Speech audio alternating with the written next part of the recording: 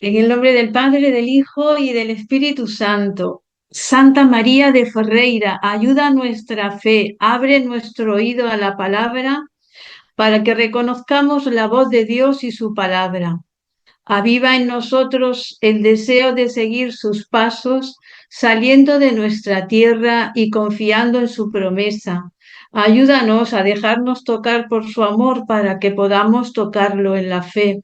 Ayúdanos a fiarnos plenamente de Él, a creer en su amor, sobre todo en los momentos de tribulación y de cruz, cuando nuestra fe es llamada a crecer y a madurar. Siembra en nuestra fe la alegría del resucitado. Recuérdanos que quien cree no está nunca solo. Enséñanos a mirar con los ojos de Jesús para que Él sea luz en nuestro camino y que esta luz de la fe crezca continuamente en nosotros hasta que llegue el día sin ocaso, que es el mismo Cristo, tu Hijo, nuestro Señor. Amén. Bueno, pues vamos a comenzar la séptima clase, creo, de los Salmos y hoy va a ser sobre el Salmo primero, pero como estamos en el tiempo pascual, eh, antes quería que resonaran nuestros oídos lo que el Papa ha hablado, algunas de las audiencias sobre la resurrección, porque está como cumpliendo la resurrección todo lo que este salmo nos pone delante, puesto que este es el famoso salmo primero que se conoce como el de los dos caminos, pues el Papa nos presenta la resurrección de Jesús en la humildad de un camino. Y él dice, es precioso porque nos hace profundizar en lo que realmente está, en donde nos movemos y existimos, que es en la victoria de Cristo. Si no, nosotros no podríamos ni vivir. En todo caso, vegetaríamos. El Papa dice, hay un aspecto sorprendente de la resurrección de Cristo que es su humildad. El resucitado no hace nada que sea espectacular, no hace gestos espectaculares, al contrario, se acerca discretamente como un viandante cualquiera. Habríamos esperado efectos especiales, pero él prefiere el lenguaje de la normalidad. Y en esto, en esta humildad de hacerse un caminante, hay un mensaje precioso, dice el Papa, la resurrección es una transformación silenciosa que llena de sentido cada gesto humano. Él come una porción de pescado delante de sus discípulos y esto no es un detalle marginal, es la confirmación de que nuestro cuerpo, nuestra historia, nuestras relaciones no son un envoltorio para tirar, ni tampoco, diría yo, los pasos que vamos dando en el camino de la vida. Tienen un peso. Nuestras relaciones, nuestra historia, nuestro cuerpo están destinados a la plenitud de la vida. Por eso resucitar no significa convertirse en un espíritu evanescente, sino entrar en una comunión más profunda con Dios y con nuestros hermanos, en una humanidad transfigurada por el amor. Y de verdad que es esto lo que necesitamos.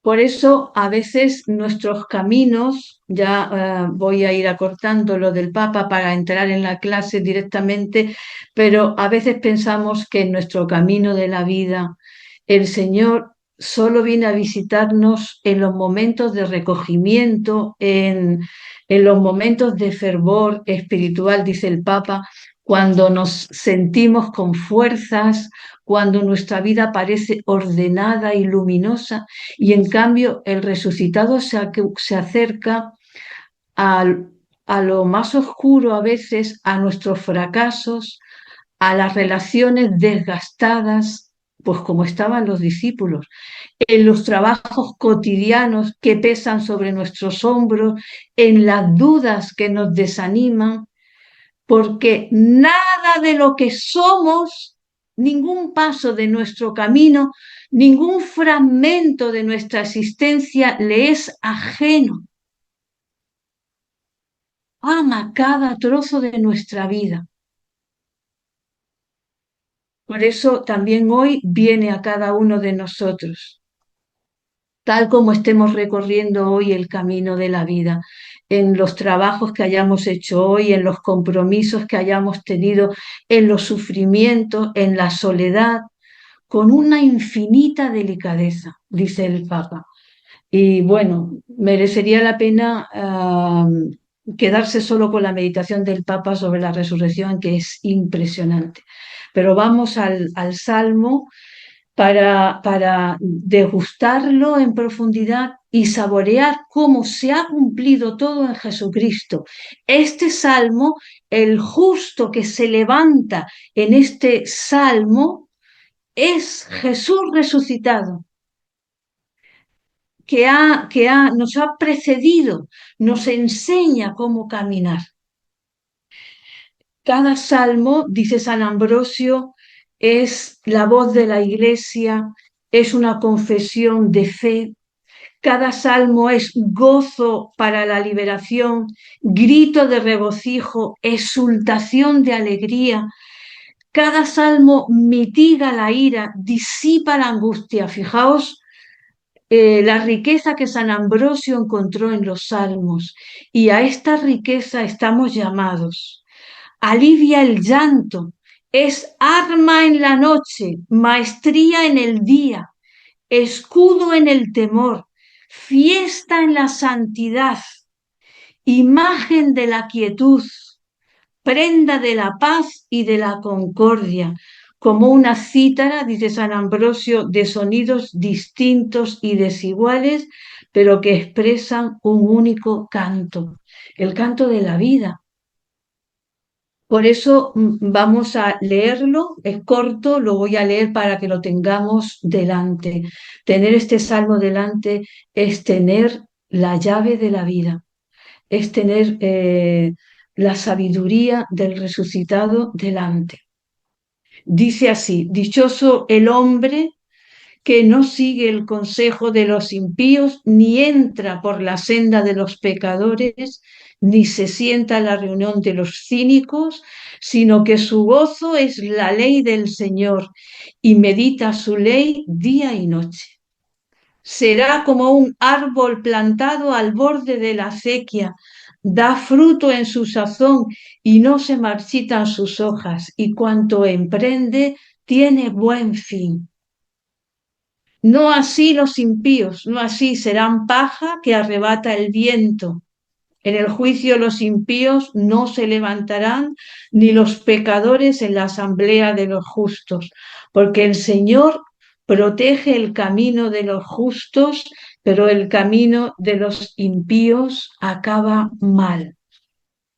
Por lo tanto, en este acaba mal hay una meta, ¿eh? Así que es el salmo de los dos caminos, pero también el salmo que nos muestra la meta de la vida de Jesús, que es la bienaventuranza, y la meta de nuestras vidas. Lo primero, deciros simplemente que hay una palabra clave que inicia el salmo y que es importante que sepamos lo que significa en el texto hebreo. Dichosos en hebreo es asheré, que expresa una vida que se conduce según las reglas de la sabiduría. Así lo define el diccionario hebreo. En el cumplimiento de los mandamientos divinos. Asheré. Pero, digamos, evoca Ya la misma palabra, nosotros lo hemos traducido por dichoso, feliz, pero quizás nos podemos equivocar y tener un concepto de felicidad según la mundanidad, ¿no? Según una vida acomodada, una vida sin problemas, cuando la resurrección, el resucitado tiene heridas que evocan el dolor del camino por el que ha pasado. Y no hay resurrección sin heridas iluminadas por la luz de Dios, pero son parte de la vida. Nos, el camino de la vida no es un camino acomodado a nuestra propia voluntad, sino que expresa una vida que se conduce por las reglas que Dios ha dado al hombre.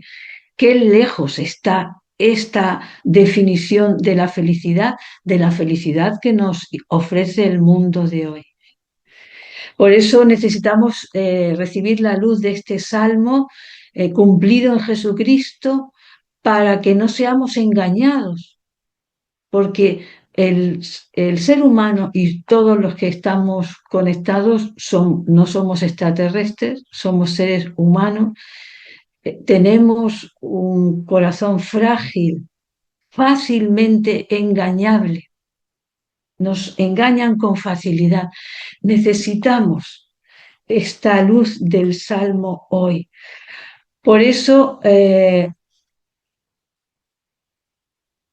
primer Salmo, dice Martini, no es tanto una plegaria, que lo es, sino que es en sí una exclamación, como un grito que abre la puerta a todo el salterio. Dichoso el hombre, porque los salmos se nos han dado para enseñarnos a vivir en la alabanza y para comprenderlo verdaderamente como exclamación, esto es como una expresión de una fuerte emoción interior, deberíamos tratar de comprender de qué raíz nace. Dichoso el hombre que no sigue el consejo de los impíos, es aquel que camina junto a los bienaventurados, que para la tradición judía y para nosotros la tradición cristiana son los que entran en el reino de Dios. Por eso este salmo ha sido colocado, dice Martini, al principio del Salterio, precisamente como premisa a todas las plegarias del Salterio. Ya lo hemos dicho en las primeras clases, el Salterio es un templo.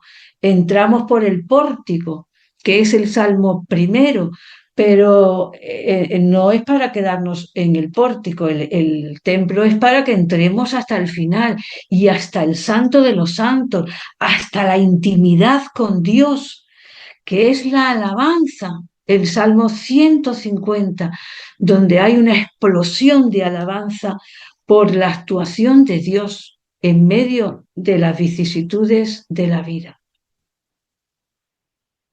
Por esto esta plegaria del Salmo primero, esta exclamación, indica qué es el hombre, qué tipo de hombre es el que reza, dirá Martini. Eh, por tanto, debemos leerlo con esta pregunta detrás. ¿Cuál es el tipo de hombre, la imagen del hombre que se reconoce aquí como feliz? Naturalmente, la pregunta que se plantea enseguida es si podemos nosotros compararnos a esta figura del hombre, si nuestra sociedad, nuestra vida pueden compararse a este hombre feliz. Lo iremos viendo. El Salmo está dividido en 3 partes y esta estructura es importante, no porque sea importante literariamente, que lo es, sino porque viendo la estructura entramos en el mensaje con más facilidad. Entonces, la primera parte son en los versos 1, 2 y 3. Es un retrato del hombre justo o que vive según la justicia. Ante todo dice, ¿quién es el justo? Es aquel que no hace ciertas cosas y que hace otras. ¿eh? Y después describe este justo con una comparación. El árbol plantado junto a la acequia. La segunda parte son los versos 4 y 5, que presenta el cuadro opuesto. Por lo tanto, Ravasi esto lo va a remarcar muchísimo, nos encontramos ante una antítesis, una figura literaria que nos presenta un ser, una imagen del hombre y la opuesta. El justo y la imagen opuesta al justo, que es el impío. El retrato del impío y cuál es su suerte, en qué acaba su vida, para que no se nos deshagan todos los engaños. Y una tercera parte que es solamente un verso, la conclusión, el verso 6, que nos presenta cómo actúa Dios para el justo y cómo actúa Dios para el impío. En primer lugar, el hombre justo no sigue el consejo de los impíos, no se detiene en la senda de los pecadores, no se sienta en compañía de los necios. Son las tres cosas que el hombre justo no hace.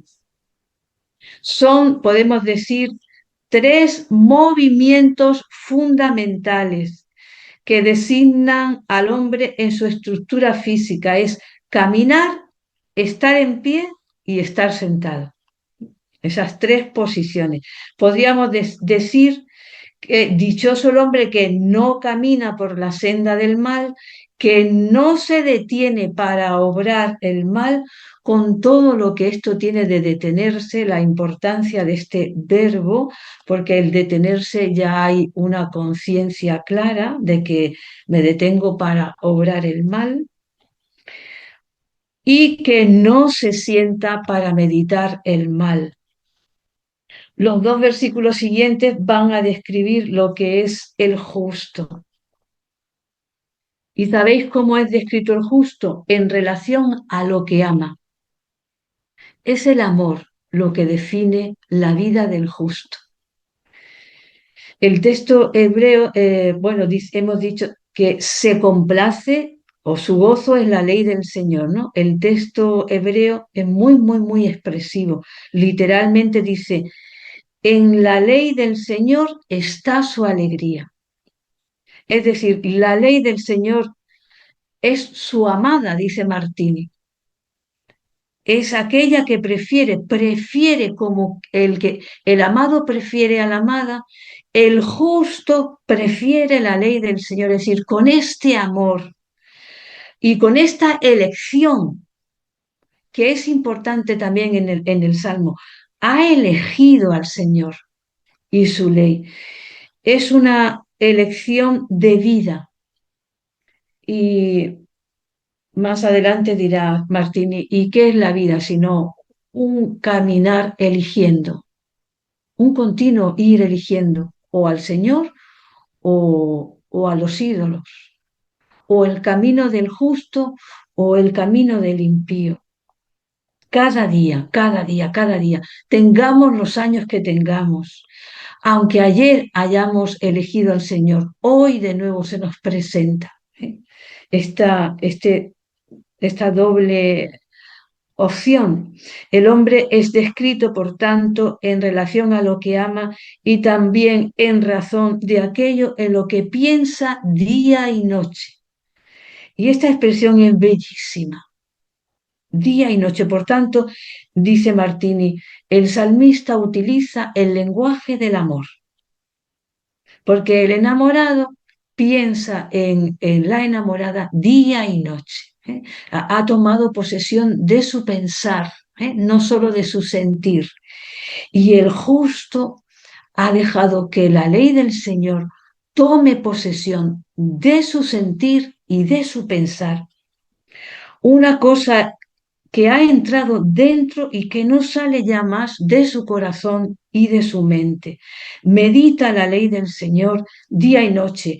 Y la palabra traducida por meditar, nosotros hemos traducido meditar, pero el verbo hebreo es susurrar, es como murmurar, involucra todo el ser, no solo el interior, también el exterior.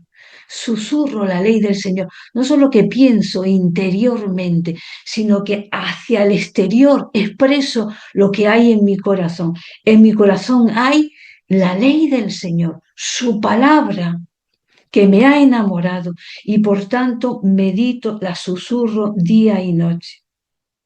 Por tanto, la idea es la de un hombre que día y noche saborea la ley del Señor. Y este es otro aspecto importante, porque la palabra de Dios se convierte en alimento sabroso. Este hombre es descrito y este es Jesús. Jesús así vivió, en continua búsqueda de la palabra de su Padre, hasta el final, hasta en el huerto, hasta en la cruz, hasta el final. Padre, buscando la palabra de Dios, la palabra, la ley de su Padre, día y noche, sin cansarse. Este hombre justo es descrito posteriormente con una comparación. Dice, como árbol plantado al lado de la acequia que dará fruto a su sazón, a su tiempo.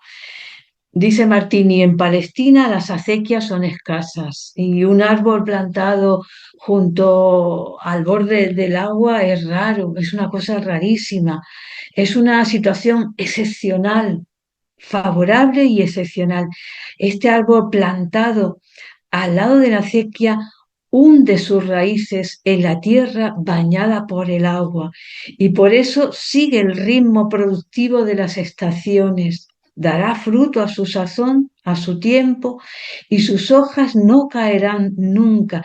Es decir, no vive el florecer y el pasar de las estaciones, sino que está siempre verde, perenne, siempre con vida. Por eso es excepcional, porque solo Jesús es el que está plantado al borde de la acequia, es el árbol de la vida, Él es nuestro árbol de la vida. En la cruz dio fruto, un fruto sabroso del que el ladrón pudo comer,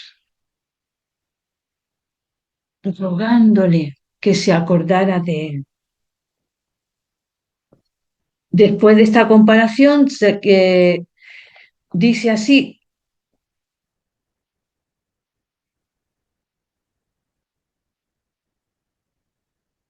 cuanto emprende tiene buen fin, ¿eh? Cuanto emprende tiene buen fin. Dice Martínez, le saldrán bien todas las obras, ¿eh? Hace una traducción más coloquial.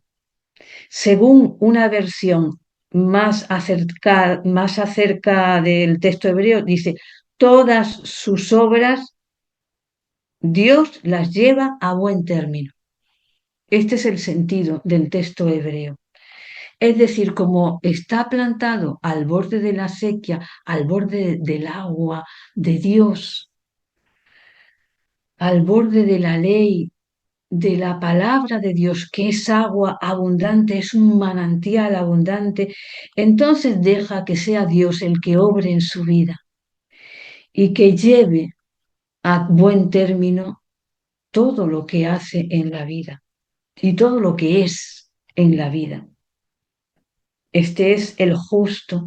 Veis como claramente es Dios, perdón, es Jesús el justo y todo el que se deja configurar por Él, el que se deja transformar por Él, puesto que la resurrección, hemos dicho con las palabras del Papa León, es una transformación silenciosa, pero una transformación en el amor, no en una cosa, en una nube, en una burbuja que me aísla, sino una transformación en el amor que me introduce más profundamente en la humanidad y en la historia, para ser luz en medio de esta generación. Y la segunda parte del Salmo describe la contraposición, el impío. Este impío es todo lo contrario. Es paja que arrebata el viento, no tiene raíces. Es paja, la paja no tiene raíz, no está junto a la acequia. Dice el Salmo que el Señor vela el camino de los justos. El texto hebreo directamente dice, el Señor conoce el camino de los justos.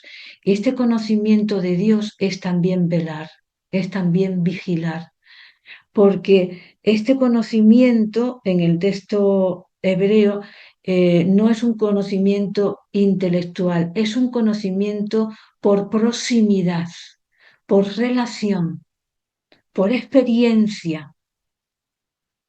Y la experiencia es que Dios vela. Dios vela siempre por la vida de todos nosotros.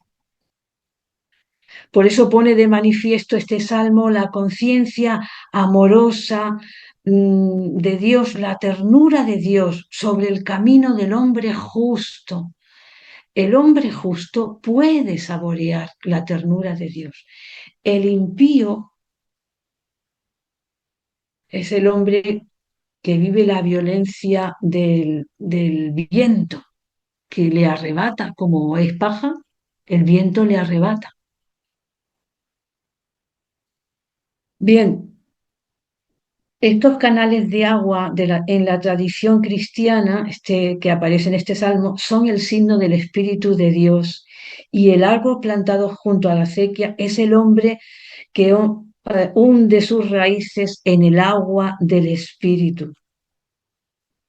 Un autor cristiano antiguo, dice Martini, que sabemos que es San Justino, refiriéndose a este salmo, habla del leño de la cruz como árbol junto al cual y en el cual el hombre brinda fruto. Por tanto, el simbolismo de este salmo, importantísimo para nosotros en el tiempo pascual, se extiende además al bautismo. El hombre inmerso en el agua bautismal que trae el fruto de vida según Dios, y que hemos renovado la noche de la vigilia, y que durante toda la cincuentena pascual estamos reviviendo, reactualizando, saboreando poquito a poco. La aventura humana, dice Martini, no pasa de una experiencia a otra sin más. Es una aventura que va de una decisión a otra. El resucitado te deja libre. Si tú quieres entrar en la Pascua, Él viene a encender la Pascua en ti. Si tú quieres, si tú le dejas.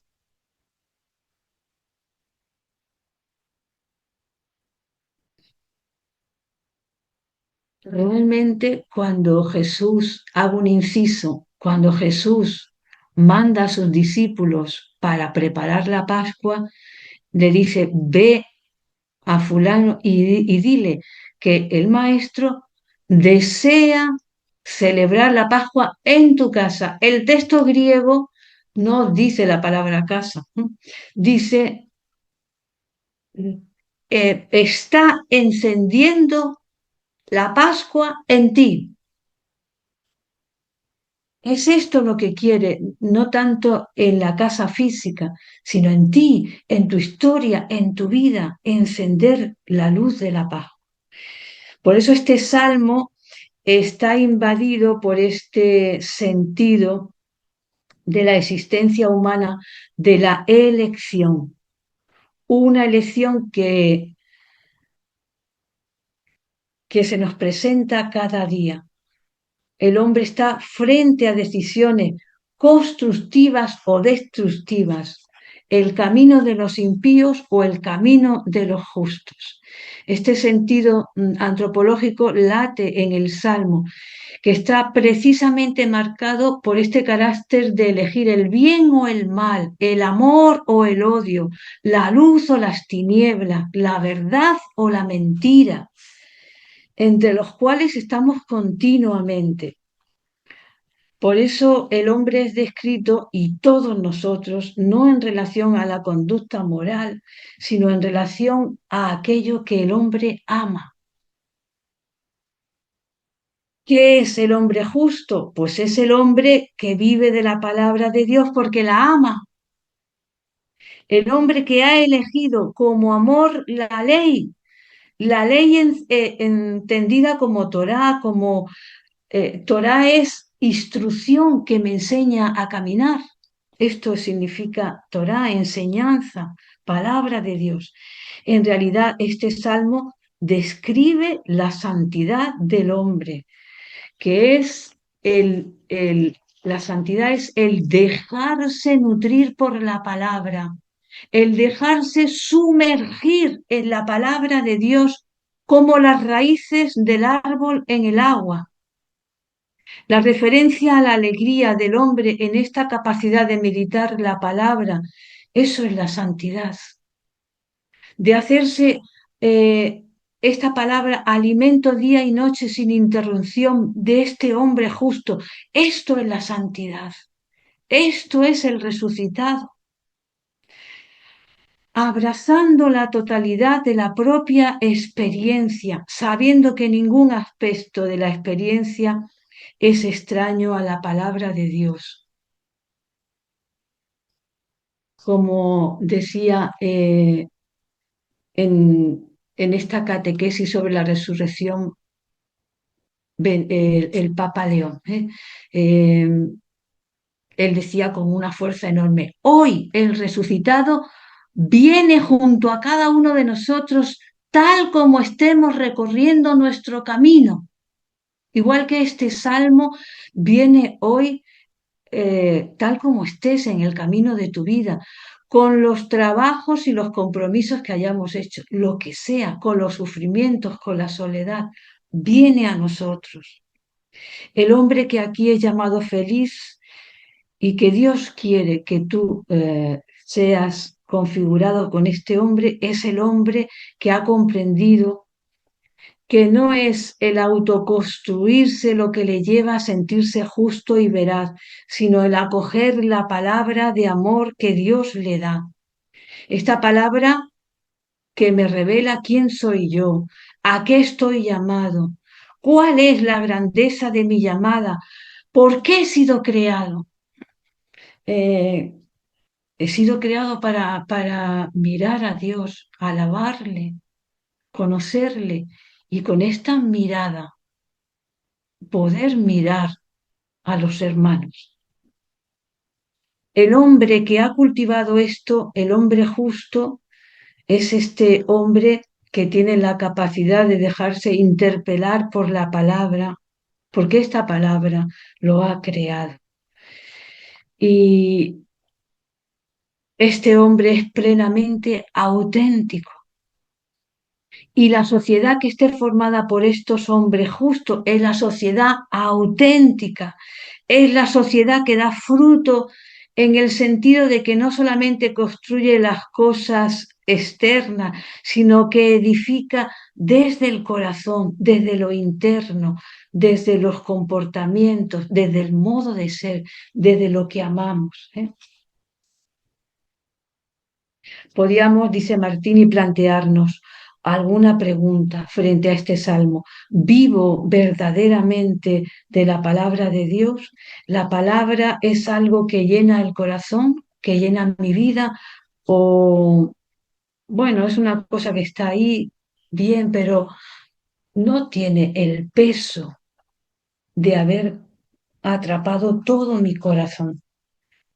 Rabasi va a llamar a este salmo el portal de entrada a la colección de los salmos. Y él dice que nos presenta para nuestra meditación la pareja antitética del no creyente y del creyente. Hace esta interpretación, nos presenta realmente el justo y el impío. Pero cierto que el justo y el impío, el necio y el sabio, es el hombre que vive la fe o el que no vive la fe. Son dos retratos que constituyen un modelo clásico en muchas culturas, el formado por dos caminos. El camino de los justos es como la luz del alba, que crece en esplendor hasta el mediodía. Fijaos, el justo no es un hombre que está en la vida instalado, está creciendo como la luz del alba, que crece hasta el mediodía. Eso lo encontraréis, no se lo ha inventado Ravasi, lo encontraréis en el libro de los Proverbios, en el capítulo cuarto. Si lo queréis ver, los versos 18 y 19. Y el camino de los impíos es como la oscuridad, que, que está ahí, parece que está quieta, instalada, no hay crecimiento. Cada uno de nosotros está ubicado en la encrucijada de la que parten estos dos caminos. Por eso resuena detrás de este salmo también el libro del Deuteronomio. Hoy te propongo que escojas entre la vida y la muerte, entre el bien y el mal, entre la bendición y la maldición. Elige. ¿Mm? Es lo que hacía también Martini. La vida es un entrelazado de elecciones. Elige. ¿Qué quieres? Para impulsar a la opción por la sabiduría, por el bien, por la palabra de Dios, este salmo nos presenta un nuevo díptico, se llama así técnicamente, dos tablas, dos imágenes, un díptico, y en esta ocasión inspirándose en el mundo agrícola y vegetal. Y dice Rabasi, así nos encontramos, por un lado, con una escena de gran frescura que ya había sido pintada en Jeremías. Por eso el profeta Jeremías también es un paralelo a este salmo. Jeremías 17, 7, 8 nos puede ayudar, porque dice, el sabio será como un árbol plantado junto a un arroyo, da fruto a su tiempo y no se secan sus hojas. En un país desértico, pues ya ves la fuerza que tiene el agua. Por otro lado, hallamos un cuadro opuesto, ambientado en una era en el tiempo de la trilla. El bieldo levanta el grano hasta lo alto para aventar la paja. Los malvados, los impíos, serán como paja que el viento arrastra. Inconsistentes, sin tener donde posarse, siempre arrastrado por el viento que sople, sin tener la firmeza de haber echado raíces. Benedicto XVI decía, nuestra sociedad es una sociedad sin raíces, que, que al no reflexionar, al no sentarse a reflexionar, va a velocidades supersónicas sin pensar a dónde va, de dónde viene, qué hace. Por eso dice Rabasi, a la solidez y a la fecundidad del árbol se opone la vacuidad y la aridez de la paja volátil e inconsistente. Es esta antítesis. La figura del justo se transformará en la tradición cristiana en la del justo y sabio por excelencia, Cristo, y el árbol simbólico, como enseña San Justino, son el árbol de la cruz, leño que fructifica para nosotros en las aguas del bautismo. Nuestra vida queda con este salmo de algún modo interpelada si oramos con él. Os invito a que oréis de verdad con el salmo y os dejéis interpelar. Eh, a menudo, dice Rabasi, realizamos obras vanas y vacías, que son el fruto de una búsqueda del prestigio personal, de la soberbia, de la prepotencia, de la ansiedad por el éxito, por quedar bien, etc. Esto es paja que arrebata el viento. Necesariamente a veces, dice Rabasi, en ambientes religiosos no aparece el mal con toda su fuerza, pero sí la inconsistencia de la superficialidad, de la inercia, de dejarse llevar como la paja se deja llevar, sin pararse a susurrar y a meditar día y noche. Y es a este pararnos y susurrar la palabra de Dios día y noche la que nos invita eh, este salmo y y el Papa León cuando nos dice: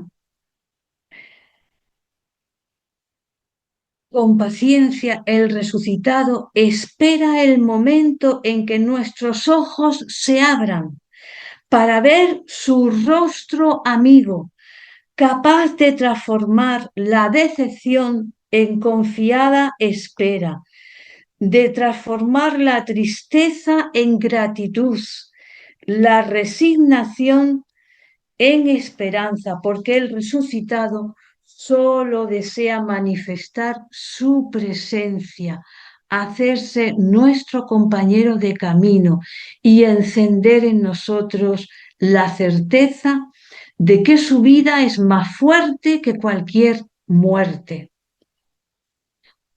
Pues pidamos, y ya terminamos aquí la clase de hoy, pidamos al resucitado la gracia de reconocer su presencia humilde y discreta en nuestra vida, que nos espera detrás de las pruebas de la vida, para descubrir que todo dolor es habitado por su presencia, por su compañía, porque Él se ha hecho caminante. Tenemos cada día dos caminos, pero no estamos solos. En nuestra libertad elegimos, pero el camino del justo es acompañado por el resucitado. Por eso podemos vivir la alegría en medio de la prueba. Bien, y hasta aquí la clase séptima de hoy sobre el Salmo, que nos hemos centrado en el Salmo 1 y sobre todo en la figura de la antítesis. Bien, pues